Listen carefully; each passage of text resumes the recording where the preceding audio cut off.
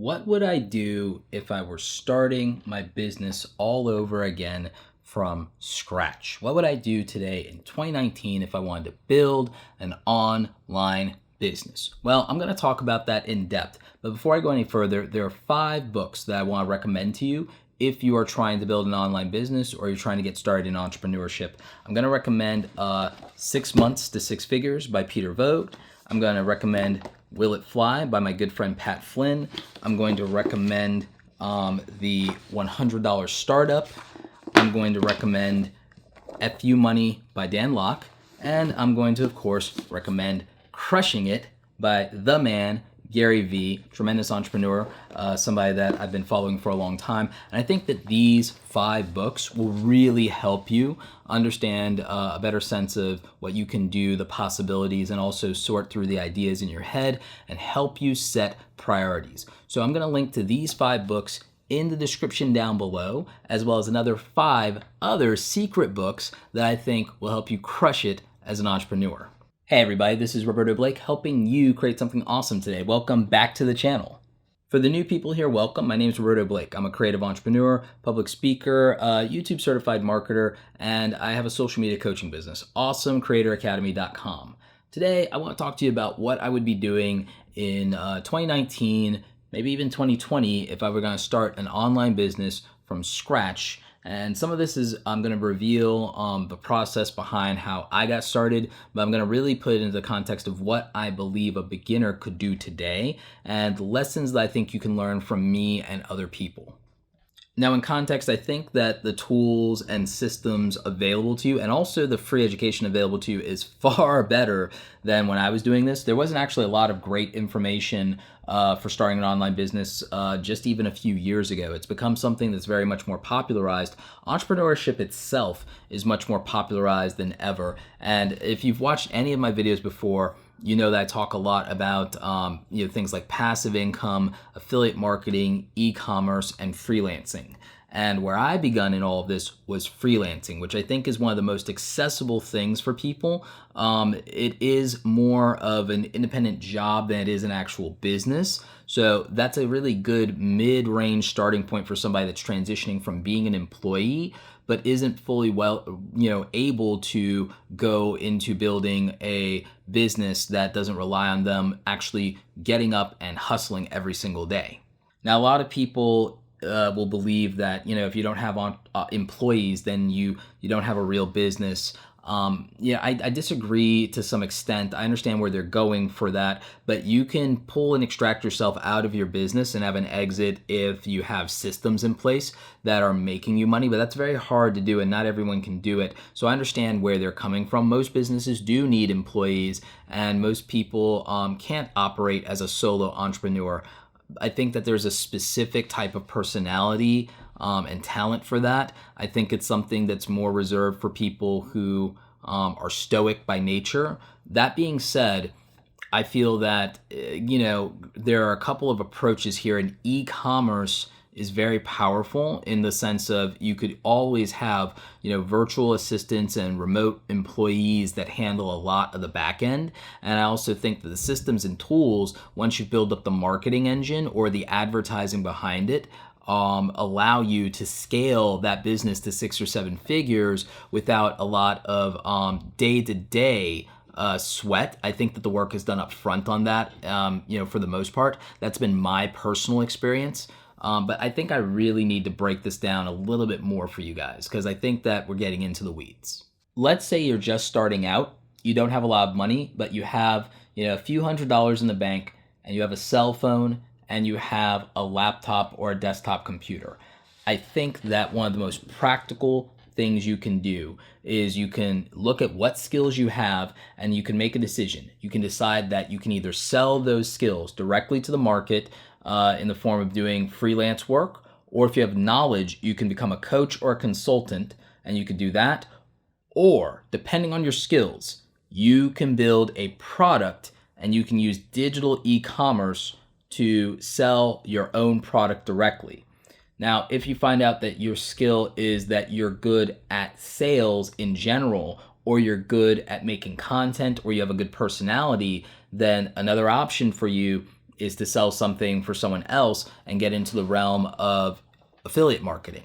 And that way you don't have to build your own product, and that means you don't have to necessarily provide a direct service. You can leverage the ability to cultivate attention and your ability to develop a brand. Those are different approaches to an online business today that don't cost you a lot of upfront money. Now, given my own background and skills, if I were starting over, the good news for me is that I know how to build a website. I taught myself coding, so I have a skill that I could go to say, okay, I can build a website and I can, develop maybe a blog, and I can do affiliate marketing, get attraction, leverage SEO, blah, blah, blah, blah, blah. I also, in this case, am good at public speaking. So if I don't do a blog, maybe my content vehicle is podcasting. Maybe I do a podcast, set that up as my website, talk about, a lot of different and various topics. Maybe they're related to technology. Maybe they're related to books. Maybe they're related to personal development. And then that allows me to leverage affiliate marketing or develop my own product or a coaching service, and then use that as a marketing vehicle for that business. And that wouldn't cost a lot of upfront money. I could buy a microphone. I could, use that laptop that I have. You could even do it on your cell phone with Anchor now. There's this app called Anchor. The hosting wouldn't cost a lot. You can get unlimited hosting with Simplecast. That's what I use for my podcast. By the way, I'm going to link to all these resources and books and things that I'm mentioning down below, because I think that could be helpful. So yeah, I could develop a podcast, and I could either build off a coaching business from that, do affiliate marketing, which is a lot of what my good friend Pat Flynn has done. There are any number of options, and of course, I can develop my own products. Now, as another content and marketing vehicle, obviously there's ability to use a YouTube channel. My background says, well, video editing and you know how cameras work, so you could build a YouTube channel.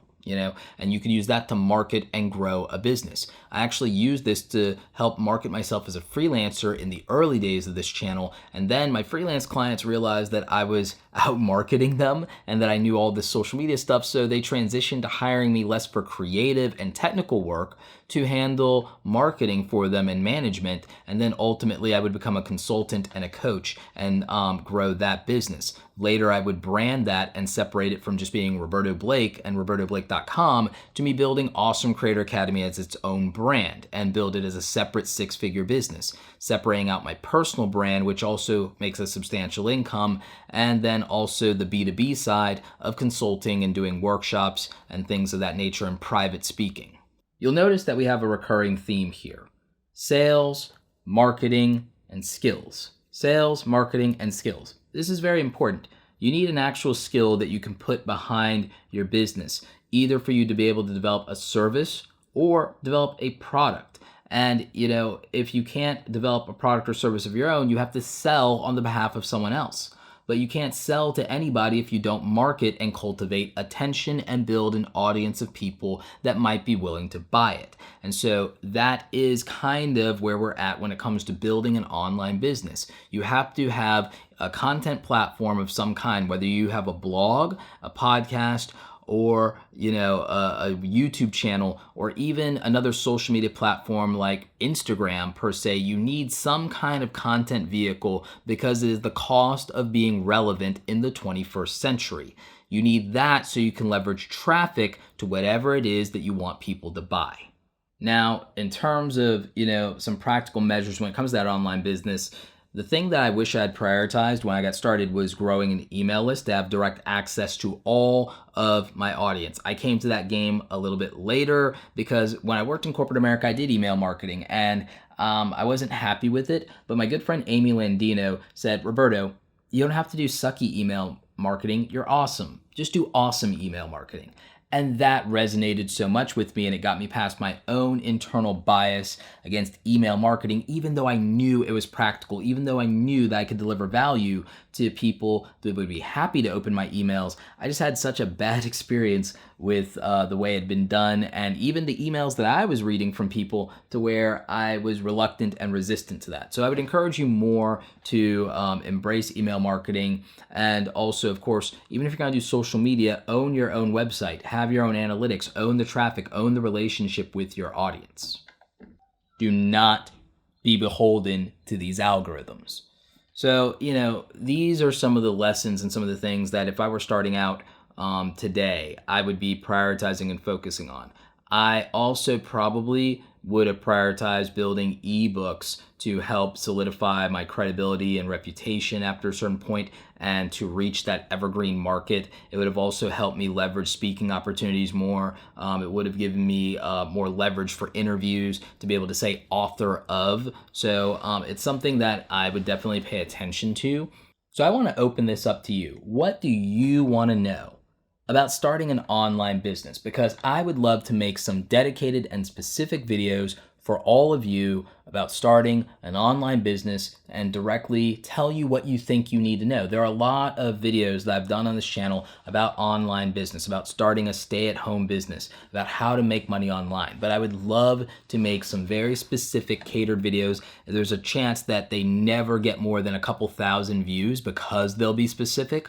But I think it's important to cover these topics, to go in depth on them, and to make sure that you're getting the answers to questions you need. And that's why I make the videos that I make on this channel. I know that there are videos, look, if I wanted 50 to 100,000 views on every video, I know exactly which videos and which topics will get clicks. But at the end of the day, I'm here to give my audience exactly what I think you need, because I wish somebody was right here doing it for me day in and day out when I first got started. So anyway, I want you guys to answer that in the comment section for me.